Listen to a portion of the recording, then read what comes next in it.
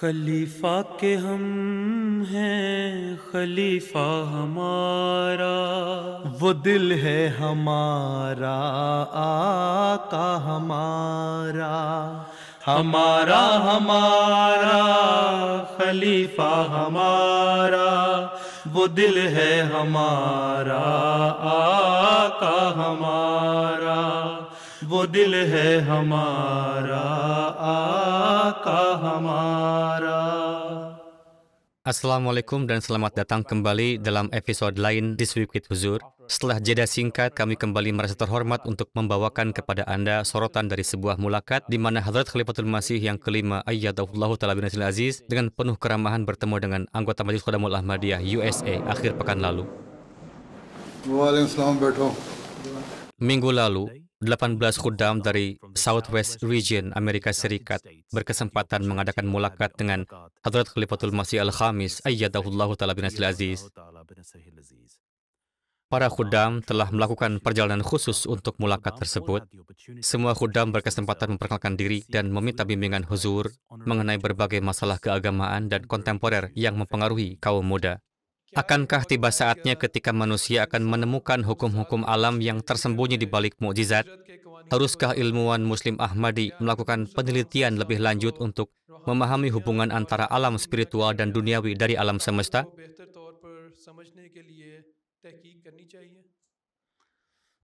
Huzur bersabda, mereka memang harus melakukannya, mereka pasti harus melakukan penelitian dalam hal ini. Apa itu sains? Hadrat Masih Maud alaihissalam telah mengatakan bahwa tidak ada pertentangan antara hukum-hukum alam, hukum-hukum syariat, dan ilmu pengetahuan. Yang satu adalah ajaran Allah Ta'ala, sementara yang lainnya adalah manifestasi praktis dari pengetahuan yang diberikan kepada manusia, yaitu kemajuan ilmu pengetahuan. Inilah yang disampaikan Hadrat Masih Maud alaihissalam kepada Dr. Clement ketika beliau mengunjungi Hadrat Masih Maud alaihissalam. Saya yakin Anda pasti telah membacanya dalam Malfuzat. Anda dapat membacanya dalam jilid ke-10 Malfuzat. Jadi Anda harus melakukan penelitian dalam hal ini. Hadrat Masih Maud alaihissalam telah mengatakan bahwa Allah Ta'ala berfirman kepadanya bahwa para pengikutnya akan unggul dalam ilmu dan kebijaksanaan. Ini mencakup pengetahuan dan wawasan spiritual dan sekuler. Ketika seseorang melakukan penelitian tentang hal ini, mereka secara alami akan mempelajari lebih banyak tentangnya.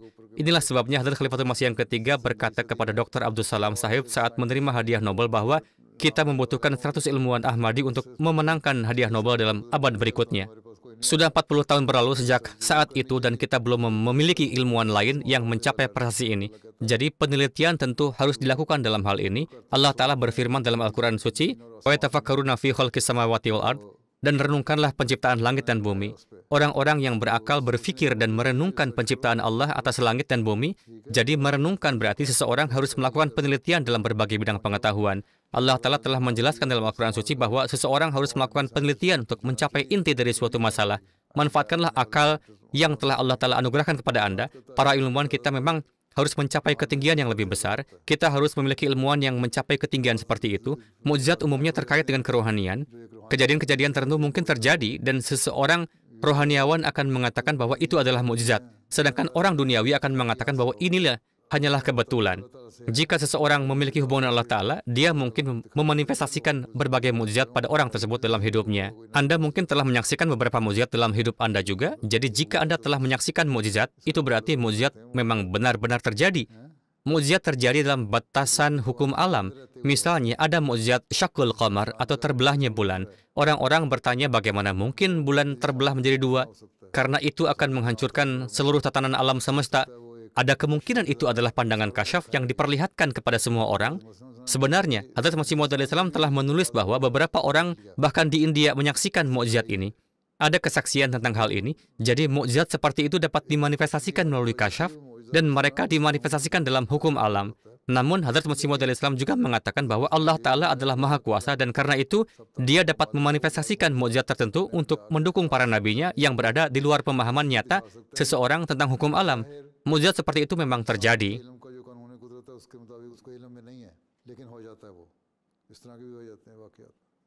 Pertanyaan saya adalah, di negara-negara barat saat ini, universitas dan sekolah mengajarkan kurikulum yang terkadang tidak selaras dengan nilai-nilai Islam. Di sisi lain, kebebasan berbicara juga sedang terancam di negara-negara tersebut. Bagaimana kita sebagai Ahmadi harus mempersiapkan diri untuk menghadapi apa yang akan datang? Huzur tercinta dimohon untuk memberikan wawasannya tentang bagaimana kita harus bersiap menghadapi serangan balik atau bahkan mungkin penganiayaan di negara-negara barat. Masalah ini tidak bisa digeneralisir begitu saja. Kurikulum secara umum selaras dengan ajaran Islam, namun ada beberapa bagian dari kurikulum seperti seks dan hal-hal lain yang sebenarnya tidak selaras dengan ajaran Islam. Ini adalah hal-hal yang secara alami dipelajari orang pada usia yang lebih tua. Hal-hal seperti itu seharusnya tidak diajarkan pada usia muda, oke? Tapi ini tidak dapat dihindari. Jadi satu-satunya solusi untuk ini adalah membuka sekolah kita sendiri dan mendidik anak-anak sendiri. Tapi kita tidak memiliki sumber daya untuk melakukan ini. Jadi ketika anak-anak pulang dari sekolah, lakukan diskusi dengan mereka. Saya sering mengatakan ini. Lakukan diskusi dengan mereka dan jelaskan bahwa meskipun mereka telah mempelajari hal-hal tertentu di sekolah, inilah yang diajarkan Islam mengenai hal tersebut. Dengan cara itu, mereka akan mempelajari kedua konsep. Mereka akan mempelajari ajaran Islam dan ajaran sekuler yang diajarkan di sekolah. Penganiayaan tidak muncul begitu saja karena Anda tidak setuju dengan kurikulum. Namun, ada tren baru yang telah dimulai di mana jika Anda berbicara mendukung rakyat Palestina di universitas, pemerintah akan mengeluarkan mereka seperti yang terjadi pada seorang mahasiswa di salah satu universitas Anda di Amerika. Itu adalah seorang mahasiswa Afrika yang dideportasi. Oke? Dalam hal ini, seseorang harus fokus untuk mendapatkan pendidikan mereka dengan tenang dan bertindak dengan cara yang bijaksana. Jika sesuatu dikatakan secara terbuka tentang agama, seseorang tidak boleh berkompromi dengan keyakinan mereka demi hal-hal duniawi. Seseorang harus tahu bagaimana merespons. Ada garis yang sangat tipis yang harus ditarik seseorang. Seseorang harus tahu bahwa ini adalah agama, dan ini adalah ajaran sekuler, dan seseorang harus tahu bagaimana mengelola kedua hal tersebut bersama-sama. Seseorang harus merenungkan hal ini sendiri.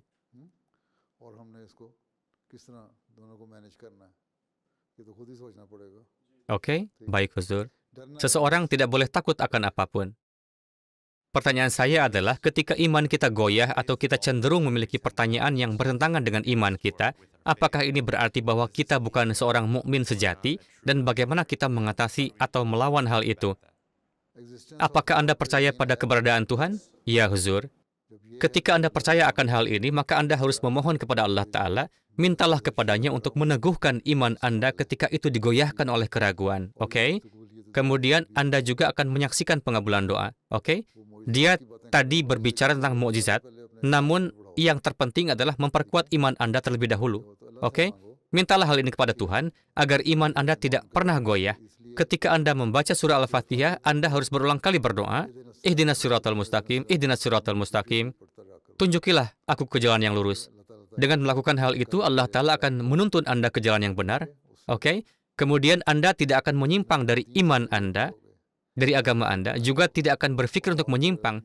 Selain itu, teruslah beristighfar, dan jika Anda benar-benar condong pada agama Anda, maka teruslah membaca doa, La hawla wa la quwwata illa billah. Cobalah untuk memahaminya dan membacanya. Juga bacalah, Astagfirullah Rabbi min kulli dzambin. Oke? Berulang kali berdoalah dalam salat Anda, Ihdinas siratal mustaqim. Dengan cara ini Anda dapat melawan pelemahan iman Anda.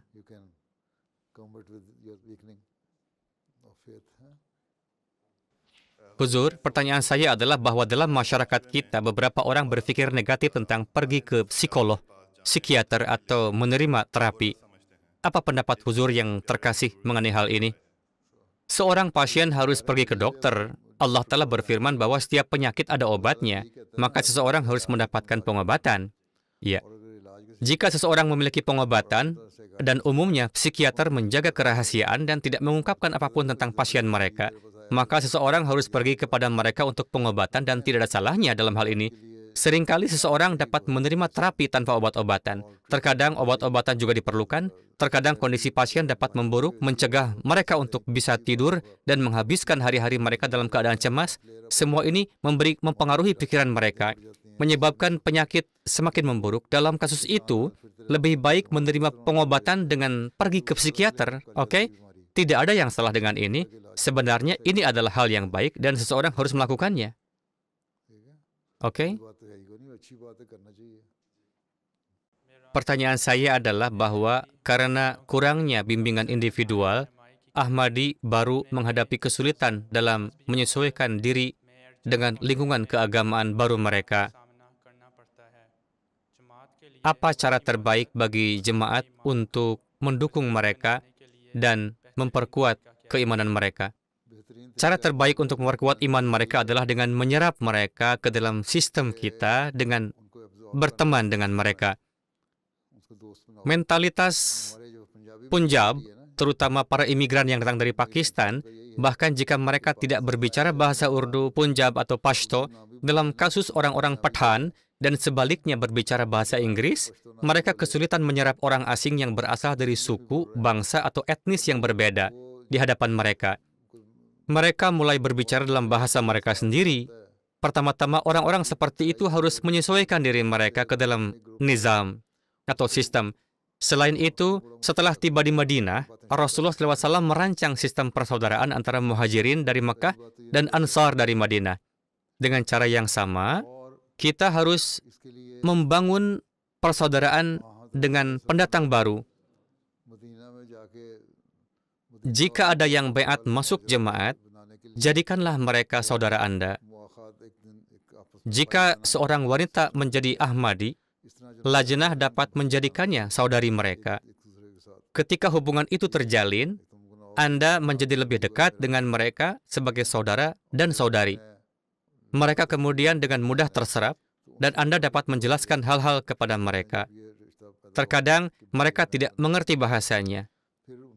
Di Amerika, ada orang-orang yang berbahasa Inggris dan berbahasa Spanyol, di antara yang lainnya.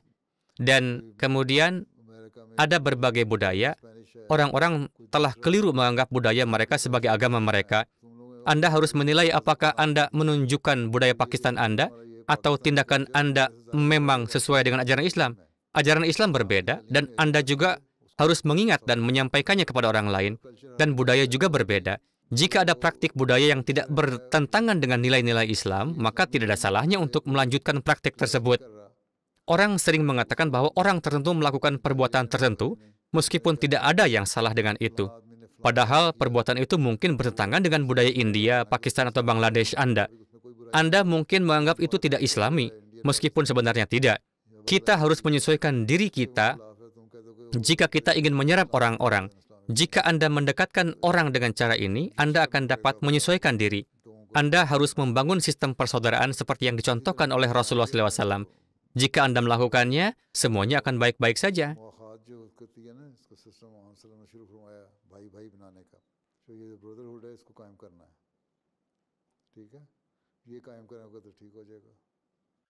Salah satu khudam menyebutkan beberapa pengurus menyampaikan beberapa instruksi dari Huzur, namun mereka menyampaikan penafsiran mereka sendiri terhadap instruksi-instruksi tersebut. Penanya meminta bimbingan Huzur mengenai hal-hal ini. Huzur bersabda, instruksi yang diterima sebenarnya sangat jelas dan sesuai dengan ajaran jemaat, Al-Quran suci, serta sejalan dengan apa yang dikatakan oleh Rasulullah SAW dan apa yang dijelaskan oleh Hadrat Masih Maud SAW. Jika seorang pengurus menyampaikan instruksi dengan kata-kata mereka sendiri atau mendistorsinya, maka itu bukanlah tujuan yang diinginkan. Jika seseorang tidak memahami sesuatu, mereka berhak menulis bahwa pengurus tertentu telah mengatakan ini kepada saya dan mengatakan bahwa ini adalah keinginan Huzur. Mohon dapat mengklarifikasi masalah ini. Banyak orang menulis surat kepada saya dan saya menjawab mereka bahwa pernyataan pengurus tertentu itu benar atau salah. Beberapa hari yang lalu, saya menjawab beberapa orang yang telah menulis surat kepada saya, mengatakan bahwa seorang pengurus tertentu salah dalam apa yang mereka katakan. Itu tidak benar. Oleh karena itu, lebih baik bertanya daripada menyimpannya di dalam hati, dan akibatnya menjadi jauh dari jemaat, dan jarak semakin bertambah. Dan seseorang menjauh dari jemaat karena seorang pengurus. Kemudian seseorang bahkan mungkin menjauh dari menunaikan salat, dan berkata bahwa pengurus tertentu adalah orang yang buruk, saya tidak akan salat di belakangnya. Padahal seseorang menunaikan salat demi Allah Ta'ala. Beban dosa ada pada individu tersebut. Dalam sebuah hadis disebutkan bahwa jika seseorang mengimami salat dan pikiran jahat muncul di benaknya selama salat, maka dosa-dosa orang yang salat di belakangnya juga jatuh padanya. Memimpin salat adalah tanggung jawab besar, sehingga Anda tidak perlu khawatir mengapa pengurus tertentu memimpin salat, atau karena pengurus tertentu kita tidak akan mendengarkan mereka. Yang harus kita lihat adalah apakah arahan tersebut sejalan dengan jemaat dan Hadrat Khalifatul Masih atau tidak.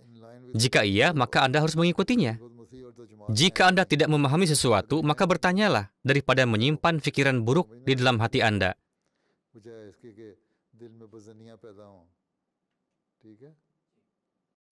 Salah satu anggota Khuddam bertanya kepada Hadrat Khalifatul Masih tentang bagaimana seseorang dapat menanamkan standar tinggi rasa syukur dalam diri mereka. Rasa syukur adalah berterima kasih atas nikmat-nikmat yang telah Allah Ta'ala anugerahkan kepada kita.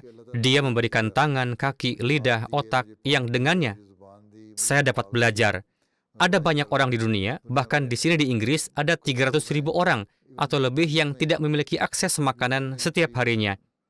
Anda harus bersyukur kepada Allah Ta'ala bahwa Anda telah menerima makanan hari ini. Orang-orang sedang mati kelaparan di Sudan.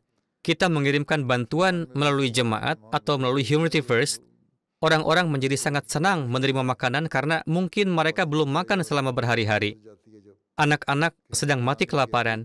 Jadi Anda harus bersyukur kepada Allah Ta'ala atas keadaan Anda, meskipun kondisi dunia seperti itu. Ketika Anda mengembangkan pemikiran seperti itu dan konsep syukur dan seseorang melihat hal ini, maka mereka akan menjadi lebih bersyukur lagi kepada Allah. Allah Ta'ala berfirman dalam Al-Quran suci bahwa jika kamu bersyukur, maka Dia akan menambah nikmatnya kepadamu. La in syakartum la azidannakum.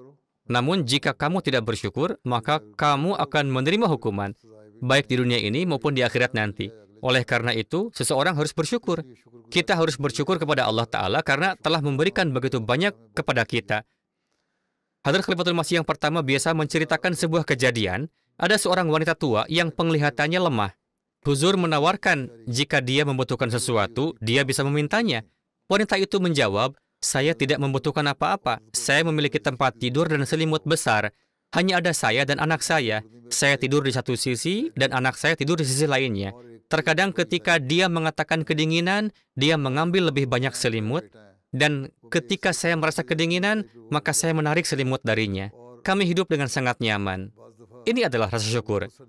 Namun ada satu hal, kata wanita itu, penglihatan saya semakin melemah dan tulisan dalam salinan Al-Quran suci yang saya miliki cukup kecil.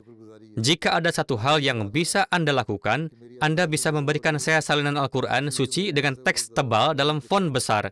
Dengan cara ini, saya bisa membaca Al-Quran suci sehingga mata saya dapat merasakan kebahagiaan dan mata saya juga dapat bersyukur kepada Allah ketika membaca firman-Nya.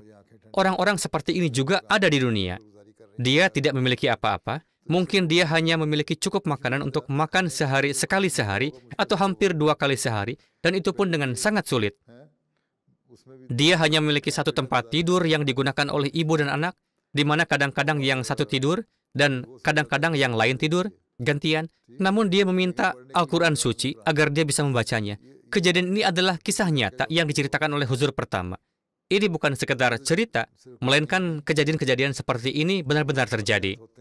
Jika seseorang mengembangkan mentalitas seperti itu, maka bahkan saat tinggal di Amerika ketika kita membuka kulkas dan menemukan jus, keju, mentega, dan begitu banyak hal lain yang kita keluarkan dan makan, kita pergi dan membeli kue-kue segar dan kue-kue kering. Orang-orang meributkan harga, pasar saham Amerika baru saja turun 5% lagi kemarin, dan sekarang harga-harga akan naik lebih tinggi lagi. Namun Anda masih memiliki makanan untuk dimakan. Padahal jutaan orang sedang sekarat kelaparan. Situasinya sangat memprihatinkan. Kelangsungan hidup mereka tampaknya sangat sulit. Namun terlepas dari semua itu, kita masih hidup dan hidup dalam kondisi yang sangat baik jika dibandingkan. Hanya untuk ini saja, kita harus bersyukur. Ini semua tentang mentalitas. Oke? Hadrat Masih Maud alaihissalam menubuatkan bahwa insya Allah Islam Ahmadiyah akan meraih kemenangan atas dunia dalam waktu 300 tahun. Menurut pendapat Huzur, sementara kita bergerak menuju kemenangan ini, tantangan atau rintangan seperti apa yang akan dihadapi jemaat pada tingkat global dalam 100 tahun ke depan? Selanjutnya, bagaimana kita dapat mempersiapkan generasi penerus kita untuk menyelesaikan masalah-masalah ini? Ketika Allah Ta'ala menghendaki perubahan terjadi, maka Dia telah menggunakan kata tiba-tiba, baghtatan, di sana. bahwa segala sesuatu terjadi secara tiba-tiba. Dan kemudian Allah Ta'ala sendiri menyebabkan beberapa kondisi muncul. Ketika kekristenan menyebar, Hazrat Masih Maud alaihissalam memberikan contoh ini ketika beliau menyatakan poin ini. Tidak ada yang tahu apa itu kekristenan. Mereka ditindas dan bersembunyi. Ashabul Kahfi beribadah dengan sembunyi-sembunyi. Jika mereka mendapat kesempatan, maka mereka akan keluar untuk berdoa dan kemudian bersembunyi lagi ketika ada serangan. Pada akhirnya datanglah waktu ketika kekristenan menyebar di Kekaisaran Romawi, meskipun itu versi yang salah atau benar. Mereka diberi kebebasan ini dan mereka keluar dari gua. Sama seperti kekristenan diberi kebebasan setelah lebih dari 300 tahun, Hazrat Masih Maud alaihissalam mengatakan bahwa beliau datang dengan cara yang serupa dengan Al-Masih Musawi alaihissalam, dan beliau adalah Al-Masih Muhammadi sallallahu alaihi wasallam. Dan Allah Ta'ala telah menjanjikan hal yang sama kepada beliau bahwa Ahmadiyah akan menyebar, Islam yang sejati akan menyebar, dan Anda akan melihat bahwa 300 tahun tidak akan berlalu sebelum mayoritas dunia akan berada di bawah panji Islam. Jadi untuk ini kita harus menunjukkan tindakan kita bersama dengan doa kita, oke? Jika kita memberitahu orang lain bahwa Ahmadiyah akan menyebar karena itu adalah janji Allah, maka janji Allah Ta'ala juga ada pada Nabi Musa alaihissalam. Tetapi ketika orang-orang Yahudi menunjukkan tindakan yang keliru, maka Allah Ta'ala bahkan menyatakan dalam Al-Quran Suci bahwa mereka mengembara tanpa tujuan di padang gurun selama 40 tahun. Mereka tidak menerima apa-apa. Janji-janji Allah Ta'ala pasti akan terpenuhi. Dan jika kita ingin menyelesaikannya dalam jangka waktu yang dijanjikan kepada Hazrat Masih Maud alaihissalam, maka kita harus membawa tindakan dan ibadah kita ke standar dan tingkat yang diinginkan Allah Ta'ala. Dan jika kita tidak melakukan ini, maka Allah Ta'ala akan memunculkan orang-orang baru untuk hal ini. Tetapi janji-janji Allah Ta'ala pasti akan terpenuhi. Jika tujuannya adalah untuk melihat ini terpenuhi di masa kita, dan kita dapat melihat kemajuan yang semakin banyak, maka kita harus memperbaiki tindakan kita. Jika tidak, maka Allah Ta'ala akan menciptakan kondisi sedemikian rupa sehingga seorang raja atau beberapa kondisi akan tercipta. Suatu bangsa mungkin lahir yang akan menunjukkan tindakan yang lebih baik dan pada masanya Ahmadiyah akan maju. Jika kita ingin menjadi bagian dari ini, yakni kemenangan, maka kita harus mereformasi diri kita. Jika kita tidak ingin menjadi bagian dari ini, maka orang lain akan mengambil tempat kita. Oke? Jazakallah Huzur. Saat mulakat berakhir, para khudam berkesempatan untuk berfoto bersama Huzur. Itu tadi adalah sorotan dari mulakat yang berlangsung pada hari Minggu. Kita sekarang mengakhiri dengan segmen terakhir kita, ringkasan khutbah Jumat. Dalam khutbah Jumat hari ini, Huzur berbicara mengenai peristiwa-peristiwa setelah pertempuran Khaybar dan ekspedisi Zatul Riqa. Huzur menceritakan berbagai peristiwa mukjizat yang dilakukan oleh Rasulullah SAW. Huzur bersabda, dengan cara yang sama, mukjizat lain dari Rasulullah SAW yaitu terbelahnya bulan ditampilkan oleh kekuatan ilahi.